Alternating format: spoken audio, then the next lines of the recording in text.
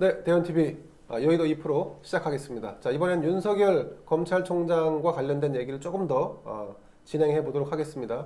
추미애 법무부 장관이 윤석열 관련된 수사지휘권을 발동하면서 윤석열 가족과 관련된 또 측근과 관련된 사건을 이렇게 네 가지를 더 추가를 했습니다. 근데 제가 이걸 보면서 느낀 건데 법무부는 그러면 검찰총장 주변에 검찰총장과 관련된 사건을 다 정리하고 뒷조사를 해놓습니까?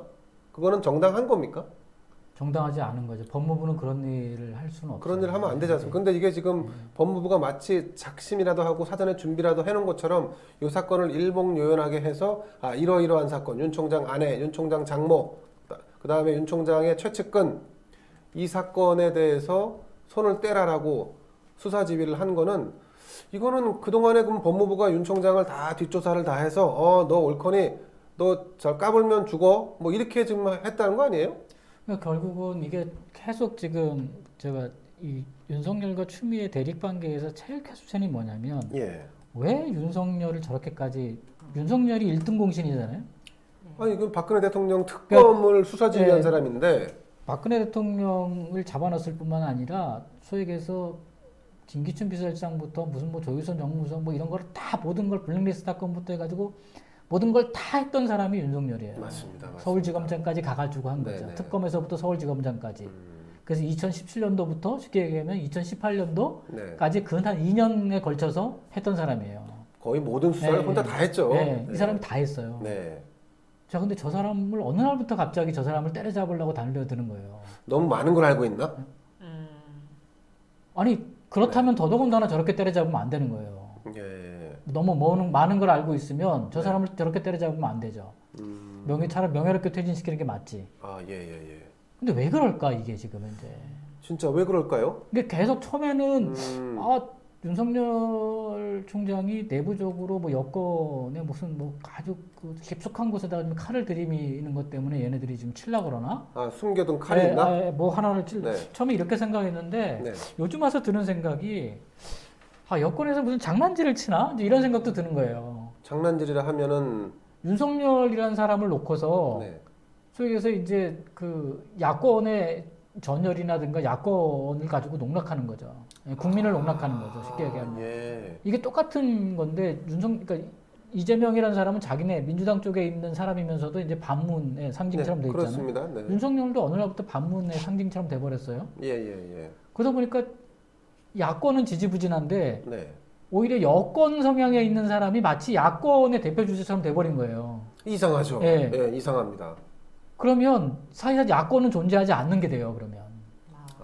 그럼 정부 운영 자체가 너무 이게 간단해지는 거죠. 야권은 상대할 필요가 없어요. 야권을 사라지게 하는 비책이 아니, 윤석열을 그럼 통해서 이루어지고 야권을 있다. 상대할 필요가 없잖아요. 윤석열만 상대하면 되잖아요. 그러니까 윤석열 키웠다가 한 방에 딱 제거하면. 윤석열은 뭐 키우거나 자식거나 할 것도 없이 네. 가만 저렇게만 해도 그러니까 두 가지 효과를 다 볼 수 있는 거죠. 윤석열을 견제할 뿐만이 아니라 검찰을 견제할 뿐만이 아니라 예. 야권 자체가 정치적으로 움직이는 룸을 갖다 확 좁혀버리는 거예요. 기본적으로 이렇게 되면 언론 이슈 자체가 윤석열이 마치 야권의 대표주자처럼 돼버리잖아요. 그렇습니다. 그럼 주호영이든 김종인이든 뭔 말을 해도 아무 의미가 없어요. 윤석열의 입만 바라보게 그러니까 된다. 윤석열만 바라보는 거지. 예. 왜냐하면 윤석열이 대표주자니까. 예. 그러니까 이 사건의 라임 옵티머스의 본질은 저게 권력 게이트면은 야권이 나서가지고 총 공격을 해야 되잖아요. 총 공격을 해야죠. 근데 네. 갑자기 추미애하고 윤석열 싸움으로 바뀌었어요. 맞습니다. 예. 그러면 야권 대표주자가 윤석열이야. 그러니까 윤석열이 깨갱하면은 야권에서 뭐라고 얘기할 수도 없어 이제는. 그렇군요. 그러니까 이게 너무 황당한 경우인 거예요. 전체적으로 전체 국면을 보면. 근데 그렇게까지 거대한 프레임의 전환을 누가 설계하는 설계자가 있다는 말씀이신가요? 저는 만약에 저쪽 팀이라면 충분히 가능하다고 보는 거죠. 그게. 와. 이게 만약에 이게 윤석열 총장이 하고 윤석열 총장 주변에서도 저게 큰 틀에서 어느 정도 같은 물에서 노는데 뭐 조금 이제 차이가 있다라는 정도면 충분히 가능한 얘기는 되죠. 야, 그런데 그거는 뭐 진짜 뭐 제갈량이 살아 돌아온 것도 아니고 그 정도 그림 속에서 설계를 한다. 그리고 윤석열을 띄웠다가 놨다가 쥐락쥐락 하면서 지금처럼 수사지휘권 발동하고 추미애 갖다 옆에 앉혀놓고 각을 세워서 이렇게 진영을 짠 다음에 궁극적으로는 야당이 지리멸렬 하게끔 몰고 간다. 근데 지금 현상이 그렇잖아요. 현상은 그렇습니다. 예, 예. 예. 그럼 현상이 그러면 근데 이게 원인이 규명이 안 되는 거예요. 왜 윤석열을 갖다가 찍어내려는 거 하는지에 대한 원인이 안 나타나요. 그러면 윤석열이가 그 소위 얘기해서 권력의 핵심부에다가 칼을 딱 들이밀어야 돼요. 근데 그건 안 하잖아. 아니면 문재인 대통령이 싫어하는 누군가 아니면 문재인 대통령이 반드시 챙겨야 하는 누군가에게 칼을 들이대려고 했었을 법은 하죠. 아니 근데 예. 그거를 우리는 가상으로만 그렇게 생각한 거예요. 그런 일이 있을 거다라고. 근데 근데 실제적으로 안 하잖아. 안 하죠. 예. 예. 그러면 계속 원인이 규명이 안 되는 거예요. 이 이유가 설명이 안 돼요. 지금 그 말씀하시니까 정권이 이 정도까지 오만불손해지면 권력형 비리가 종래에는 계속 터졌었어요. 그렇죠. 네. 그리고 제보가 막 들어오고 돈 거래하고 이런 데는 항상 손해 보는 사람이 생기기 때문에 사건이 터질 수밖에 없습니다. 근데 이 정부 들어와 갖고 이 권력의 최측근 실세라고 하는 사람들이 걸려 들어간 사건이 없어요.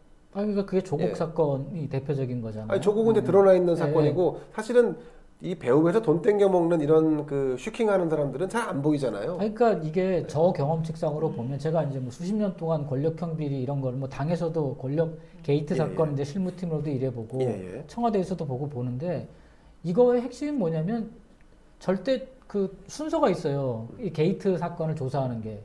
왜냐하면 이 사건 만약에 저한테만 조사를 맡긴다 그러면 지난번에도 말씀드렸지만 가장 시드머니를 냈던 투자자들을 먼저 조사를 해요. 두 번째, 지금처럼 공기업들이 투자하잖아요. 네. 이건 100%예요. 공기업들이 그렇게 수백억 단위로 이렇게 그 사람들은 그렇게 투자 안 합니다. 왜냐면 그 돈 그런 공기업들은 연기금 풀이들도 있고 공공자금 그 기금이 있어요. 그래가지고 이거는 예탁을 하거나 펀드를 하더라도 모든 공공기금들을 같이 운용하는 펀드가 따로 있어요. 그렇죠. 거기다 맡기지 이렇게 독자적으로 이런 위험한 짓들을 안 해요. 그러니까 공공기관은 사실은 투자할 때 수익을 내는 것보다 더 중요한 게 문제가 안 생기는 거잖아요. 그럼요. 문제 생기면 다 잘리는 맞습니다. 건데. 예. 그래서 이런 식의 걸 안 해요. 지난번에 국민연금 그거 할 때도 거기 결국은 장관이 잡혀 들어갔잖아요. 그것 때문에 그건 뭐 큰 손실을 낸 것도 아니에요. 기금 운용하면서 삼성의 그거를 갖다 빠타로 그냥 뇌물로 맞습니다. 빠타로 그거를 대가로 대줬다는 것 때문에 손실 낸 것도 아니야. 국민연금은 매년 한 5% 이상 수익을 내니까. 그렇죠, 맞습니다. 예. 근데 이거는 지금 현재 800억 원이 날아간 거예요. 지금 어쨌든 환매 중단했으니까 방송통신기금 800억 원이 날아가요. 800억 엄청난 돈이에요 지금. 그렇죠. 그 전파통진흥원에서 하고 있는 방송통신기금 운용 전체 자산 규모로 보면. 근데 고르기도 잘 고른 게 이 전파진흥원이라는 데가 잘 안 보이는 잘 안 보이는 데죠, 공공기관이잖아요. 거기는. 숨어 있는 공공기관이에요, 사실은. 거기 이제 방통위만 보이지 거기가 실질적으로는 방송통신기금 운영하는 데예요. 그렇죠. 거기가 기금본 문제 거기 있어요. 거기가 원래 메인이거든. 방통위는 나중에 생긴 국가기관이고. 기금을 운영하는 건 거기서 이제 주로 해요. 그러니까 잘 보이지 않는 곳을 누가 찜해서 거기서 돈을 털어먹은 거네요. 그렇죠. 지금 이제 그렇게 볼 수밖에 없는 거예요. 그러면 누군가 권력의 지시가 있었다는 당연히 얘기죠. 저거는 800억 정도 투자할 돈이면 독자적으로 못 해요, 저거. 그렇죠. 그리고 이런 펀드에다 누가 투자를 해요? 사모펀드에. 그냥 끌어다가 조사하면 다 나오는데. 그렇죠. 이런 거는. 진즉에 조사를 했으면 다 나오는 일들인데 지금 이제 와서 한 군데 지금 압수수색하고 이런 짓 하잖아요. 그러니까 그게 이제 의심스러운 거죠. 본질적으로 검찰 자체의 움직임이라고 하는 게. 근데 윤석열은 알고 있었을 텐데. 검찰총장은 지금 다 들여다보고 있단 말이죠. 이 사람이 잘 모르는 사람이면 모를까. 이 사람이 지금 탄핵을 했던 특별검사를 했던 사람이잖아요. 특검보를 했던 사람이잖아요. 그러면 이 사람 정도면 대한민국의 최고 베테랑 검사잖아요. 그렇죠. 모를 리가 없죠. 자, 자기 수족이 또 한동훈이라고 또 이 금융증권 전문가죠. 저기 우리나라의 맞습니다. 최고의 검사라고 하는 사람인데 수사 검사인데. 자, 우리 최 박사님도 물론 이제 이게 약간 정치적인 사안이긴 합니다만 그래도 윤석열 검찰총장이라는 사람의 태도를 보면서 종래의 윤석열과 지금의 윤석열은 좀 다르다는 느낌은 좀 받으실 것 같아요. 너무 차이가 많죠. 그러니까 좀 그냥 약간 일반적 시각에서 볼 땐 좀 어떻습니까? 저는 이제 뭐 정치학적 관점에서 봐도 그렇고 또 일반적인 이제 객관적으로 봤을 때도 워낙 이제 그 칼날 같은 이렇게 그 명확한 아주 그런 사람이었죠. 선택을 하시던 분이 지금 너무 우유부단한 느낌이 많이 들어요. 갑자기 이상해진 거죠? 그래서 이게 정말 큰 덩어리를 참여해서 그러니까 네. 의지가 참여하는 의지가 있었다고는 볼 수 없지만 네. 어떻게 돼서 이제 참여하게 돼서 네. 그 좀 굴복하는 이런 태도를 취했다면 굉장히 국가가 불행할 정도의 예, 좀 사실 그런 생각이 듭니다. 최 박사님 이제 일본에서 공부를 하셨기 때문에 제가 여쭙는데 일본은 지금 이제 특수부가 일본 도쿄 지검에만 이게 도쿄 고검인지 지검인지 헷갈리는데 도쿄에만 특수부가 있지 않습니까? 있습니다. 그 예. 특수부가 이런 권력형 비리 사건을 주로 수사를 하는데 예. 근데 우리는 이제 서울중앙지검에 이제 그 특수부가 다 지금 네. 몰려 있고 그걸 지휘하는 게 이제 윤석열이어야 되는데 지금은 윤석열은 그런 것도 못 하고 지금은 이제 이성윤이라는 중앙지검장이 아예 다 합니다. 저 그런 거 보면서 윤석열의 스탠스도 이상하고 그리고 특수부를 운영하고 있는 이 행태도 원래 우리가 일본에서 따온 건데 우리 지금 특수부는 좀 일본하고도 좀 달라요. 그 일본의 특수부 같은 네. 경우에는 굉장히 객관적이고 독립적인 기관으로 인식되고 있습니다. 정치에서 독립된. 그렇죠. 굉장히 네. 정확하게 수사를 그렇죠. 하죠. 근데 우리 같은 경우는 좀 정치에 너무 밀접하게 휘둘린다는 얘기죠. 예, 그 정치와의 관계에서 그 네. 위치가 굉장히 밀접하게 있다. 그렇게 서로 이게 프레임의 문제인 것 같아요. 그렇군요. 프레임에 예. 저는 이제 일본 같은 경우 검사들이 기소를 하고 나서 무죄 판결을 받으면 그만둔다면서요? 그만두더라도 네. 굉장히 당당하게 이제 네. 자기의 역할에 집중했었기 때문에 네네. 역할을 그만두는 것도 깨끗하게 그만두는데 네. 우리 같은 경우는 이제 진짜 음. 장프로님 말씀하신 네. 것처럼 그 이제 그 게임의 어떤 정치의 큰 게임 중에 추미애 장관하고 윤석열 총장이 예. 해서 이제 게임을 주고받고 하는 이런 상황이라면 네. 만약에 그 그만두더라도 굉장히 굴욕적인 검찰이 굉장히 굴욕적인 정치에 굴복하는 예. 이런 현상이 아닌가 싶어요. 그렇군요. 자, 네. 여러분 이제 민주당에서 그 윤석열 장모 그러니까 내일 모레 있을 대검찰청 국정감사는 이 윤석열에 대한 두 번째 재신임을 묻는 그 청문회 성격의 그 감사가 될 것 같은데 근데 민주당이 또 이렇게 공격을 하려다가 헛발질을 좀 한 것 같습니다. 윤석열 장모 라임 사태를 엮으려다가 거기서 또 감금실이 튀어나왔다네요. 지난번에도 한번 나왔죠. 감금실. 예. 네, 라임 사태 뭐 지금 그래서 계속 뭔가 이게 라임 사태가 권력으로 갈래다가 꺾이고 갈래다가 꺾이기 몇 번의 지금 고비가 있는데 그때마다 지금 윤석열이 등장을 해요. 그러니까 뭐 기동민도 나오고 뭐 누구도 나오고 할 때 가다가 맞습니다. 중단되고 이게 지금 중단되고. 검언착 사건이 벌어진 타이밍도 그래요. 이게 피크를 찍으려다가 그게 거기서 이제 수사지휘권 때문에 갈등이 생기고 그러다가 채널의 기자만 구속되고 그리고 끝났어요. 그리고 똑같아 지금. 지금 이제 막 이제 제 생각대로라면 나름대로 이제 바람대로라면 이렇게 몰아쳐가지고 윤석열이 뭐 나름대로 이제 주도권을 쥐고서 이제 수사를 진두지휘 했으면 좋겠다고 생각하는 그 타이밍에 또 이제 이게 수사지휘권 발동이 나온 거예요. 그러게요. 그 수사지휘권 발동을 할 일인가 싶은 거예요. 근데 그 타이밍에 뭐가 나왔냐면 김봉용이라는 사기꾼한테서 검찰 향응 제공이 나온 거야. 이게 지금 검찰 내부 조사를 내부의 비리를 알고 있으면서도 검찰총장이 뭉갰다는 이유로 지금 수사권 지휘권을 발동한 거거든요. 역으로 지금 화살이 돌아왔죠. 이건 본질이 아니죠. 근데 그건 본질이 아니거든요. 예, 맞습니다. 기본적으로 그거는 뭐 그거 아주 이건 뭐 검찰은 이미 부인했잖아요. 모든 이제 저기 남부지검장부터 다 부인했잖아요. 그런 사실은 우리 알지도 못한다. 처음 들어본다라고 수사권인 것만. 그래서 이거는 굉장히 의도됐다라고 볼 수밖에 없어요. 이 자체가 사기 연장이라고. 이 자체가. 그래서 대국민 사기극을 여러 차례 지금 벌이는 거 아닌가 싶은 거예요. 이게 반복되니까. 이것도 한두 번이지 반복되니까 이거 가지고 뭔가 장난질을 치는 것 같은 느낌이 드는 거예요. 수사지휘권 발동이라는 거 가지고. 짜고 치는. 그렇죠. 왜냐면 이게 지금 이 정도 되면 검찰총장 입장에서 결단을 내려야 되거든요. 사생결단에. 당연히 그만두든지 해야죠. 결단 바보가 아닌 이상. 그러니까 이거는 어차피 내 가족들 관련되니까 당연히 난 손 뗀다. 대신 이 사건은 내가 철저하게 책임지고 가겠다. 이렇게 이 정도는 해야 돼요. 맞습니다. 5개, 6개를 줬으면 자기들 가족들 사건은 당연히 검찰총장에 손 떼는 게 맞는 거죠. 그거 이해할 수 있는데 첫 번째는 맞습니다. 이해할 수가 없는 거예요.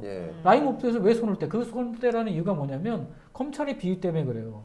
근데 그러면 검찰총장 입장에서 보면은 더더군다나 검찰총장의 명예와 검찰총장의 직을 걸고서 철저하게 내부도 수사할 뿐만이 아니라 라임 옵티머스를 한 점 의혹 없이 밝히겠다라고 나왔어야 된다고요. 저는. 그럼 라임 옵티머스 뒤에 뭔가 있긴 있네요. 아 그렇죠. 지금 뭐가 엄청난 게 있는 거야. 그럼 이게 엄청난 공작이네요. 이 김봉현이라고 하는 구속돼 있는 놈한테, 이 사기꾼한테 이 페이퍼를 가져와서 그것도 문화일보인가 어디 갖다 뭐 일간지 전달하고 기사가 나니까 바로 화살을 돌려서 윤석열을 때리고 수사지휘권으로 더 이상 검찰도 꼼짝 못하게 딱 맞고. 그러니까 기본적으로 제가 이해가 안 가는 게 범죄 이 금융 범죄에서 예. 게이트 사건에서 이게 정치권으로 옮겨가면 그 범죄인 입장에서는 유리한 게 아니에요. 그렇지. 절대적으로 불리해요. 불리하죠. 정치권으로 넘어가면 기존의 금융사기 사건은 무조건 100% 유죄를 인정하는 거예요. 예, 맞습니다. 예. 거기다가 그럼, 예. 범죄가 계속 네, 플러스 더해지죠. 알파가 되는 거예요. 그래서 네. 이 사람은 정치권으로 안 가게 만드는 게 원래 스탠스예요. 그렇죠. 예, 맞습니다. 금융사기범들은 네, 맞습니다. 네. 번지게 안 합니다. 여기서 끝냅니다, 그냥. 그렇죠. 네. 그래야지만 자기가 오히려 그 안에서 좀 뭐 운영에 잘못했는지 경영상의 실수라든가 이런 것 때문에 죄를 좀 감하게 되고 뭐 이런 거지. 네. 근데 이렇게 천지사방에 불을 낸다고 하는 거는 자기는 그냥 타 죽겠다는 거예요. 그건 좀 이상한 의도가 예, 있는 거죠. 근데 네. 아무리 범죄인이라고 하더라도 자기 타 죽겠다는 얘기는 잘 안 하거든요. 그렇죠. 예, 그렇죠. 사람 심리가 그렇지 맞습니다. 않고요. 네. 그럼 이거는 뭔가 엄청난 거 아니면 이렇게 안 해요. 그러니까 엄청난 계략에 의해서 뭔가 움직이고 있지 않으면 불가능하다는 아 거죠. 그렇죠. 이거는 뭐 네. 네 나중에 뭐 거기 살다가 뭐 몇 년 후에 사면해줄게 뭐 이런 거라도 있거나 네. 그런 게 아니면 그 사람은 죄를 아니 죄가 계속 덮어 씌워지는데 그 짓을 할 사람이 누가 있어요? 맞습니다. 죄를 지금 감해도 시원찮을 판국에. 네.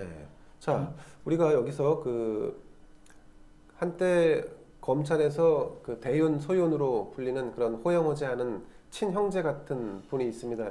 대윤이 윤석열이고 윤석열 검찰총장이고 소윤이 현재 사법연수원 부원장으로 있는 윤대진입니다. 제가 또 눈길을 끄는 것 중에 하나가 그러니까 추미애 장관이 수사지휘권에 포함시킨 사건에 윤대진 지금 사법연수원 부원장의 형사건이 있습니다.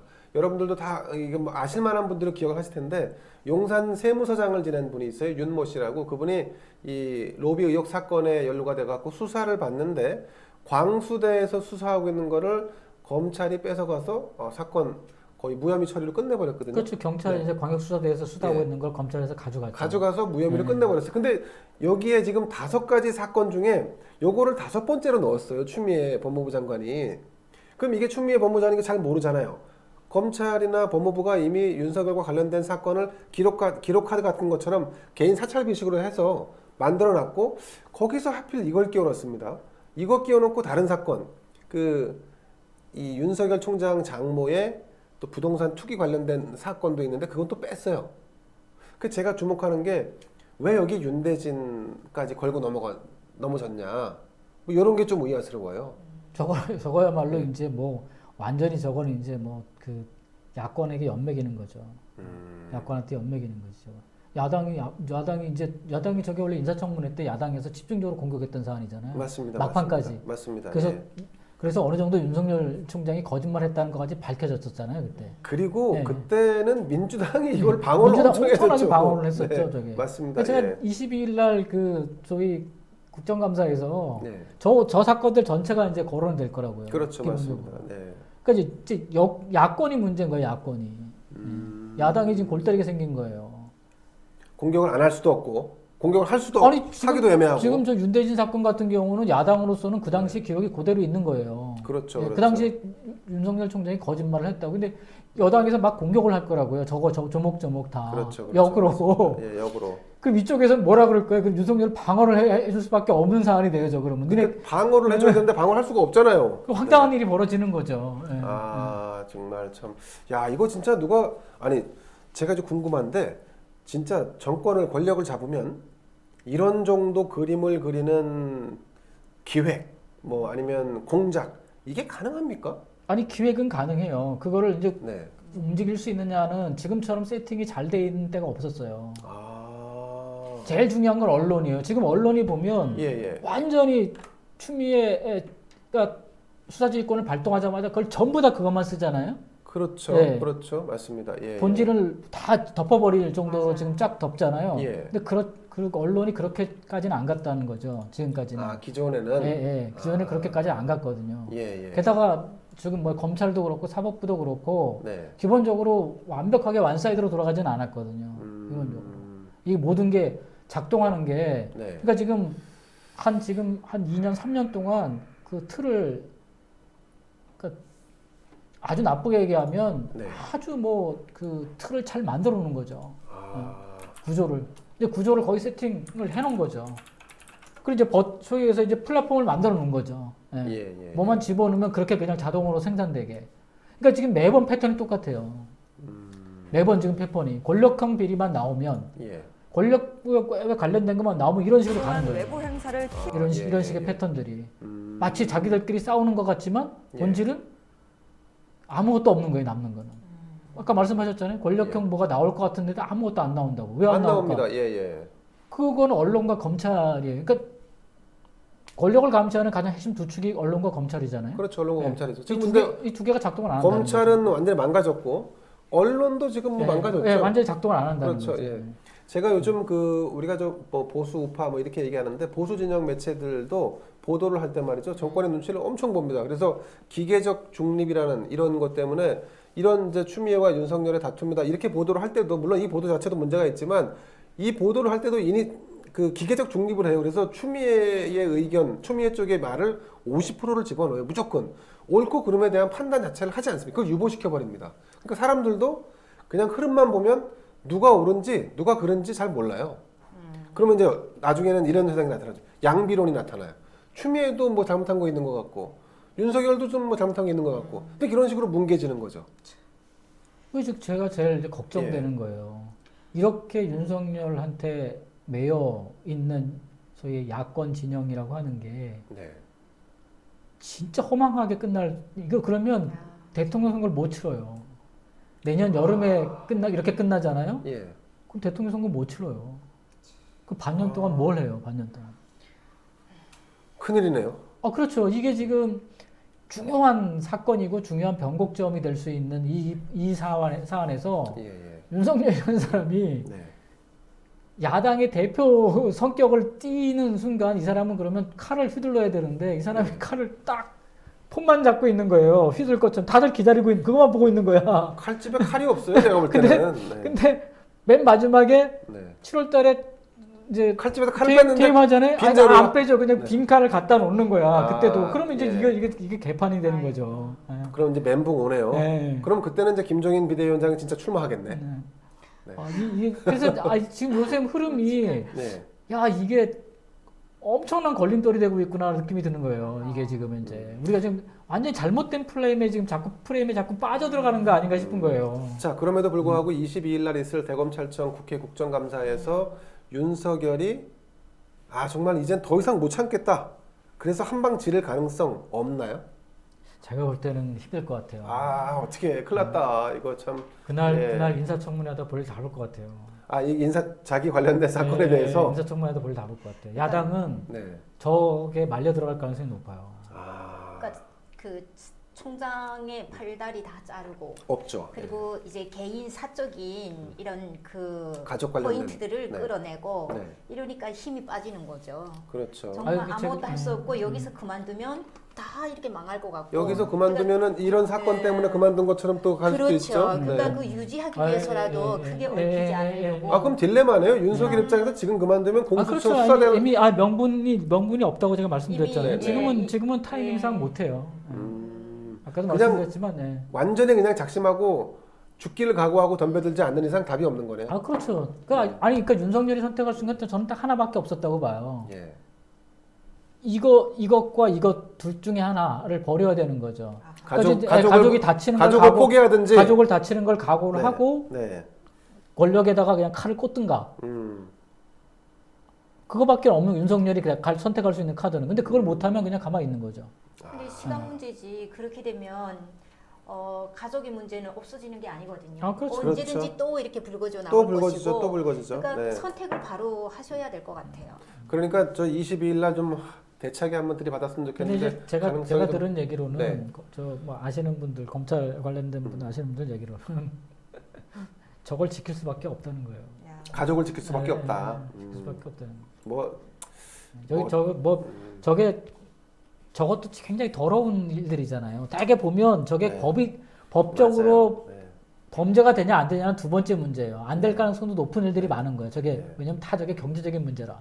그리고 여기 네. 보면 그 윤 총장 안에 그 기획사, 요 돈 거래, 그 다음에 도이치모터스나 뭐 이런 거 이제 주식 관련된 이거 약간 경제 범죄, 그리고 장모권이 특히 이제 걸리는데 요양병원에서 뭐 불법 의료 이거 상당히 좀 약간 저질 범죄거든요. 요양급여비 편취 이런 것들. 참. 근데 여기 그런 것만 딱 골랐어요. 여기 이제 빼놓은 것도 있어요. 그 부동산 투기 아, 그렇죠. 관련된 뭐 그거는 관련된 빼놨습니다. 것도 있고. 사실은 그 얘기도 아마 나올 수도 있어요. 여기는 집어넣지 않았지만. 그러니까 저런 건들이 범죄가 되냐 안 되냐는 판단은 하기 나름이에요. 그렇죠. 네, 저게 맞습니다. 법적인 되게 네. 애매한 것들이에요. 다 저게. 근데 맘만 먹으면 다 기소할 수 있는 그렇지. 건데. 기소는 할 수 네. 있고 여차하면 구속도 가능해요. 그렇죠. 네. 네. 저게 기본적으로는 맞습니다. 구속도 가능해요. 다. 저게 왜냐면 직접적인 돈거래라든가 주가 조작 이런 거는 이제 만약에 그게 어느 정도 혐의만 있어도 큰 범죄거든요. 네, 네. 네. 저기 위에 있는 거 저거는 이제 저기 협찬금이라고 하지만 거의 이제 저건 뭐 뇌물성에 가까운 거 이런 거니까. 저건 지금 대기업이 네. 무슨 저 국내 굴지 대기업들이 지금 네. 윤 총장 되고 나서 있었던 기획 행사에 예 엄청나게 스폰을 네, 했거든요. 뇌물성이라고 보면 네. 뇌물성이거든요. 아니 뭐 그렇죠. 우리 옛날에 저기 뭐 박근혜 대통령 잡아낼 때도 그게 뭐 대기업 협찬이라고 그러지만 뇌물로 보면 뇌물이거든요. 그렇죠. 여건 없면. 예, 맞습니다. 그건 뭐. 자, 그럼 윤석열 총장이 결국 가족을 선택할 수밖에 없다. 그렇게 될 것 같다. 이렇게 우리 저 장프로님 진단하셨는데 여러분 22일 날 예, 진짜 윤석열이 어떤 스탠스를 취하는지 직접 확인하도록 하겠습니다. 자, 여기서 마치겠습니다. 감사합니다.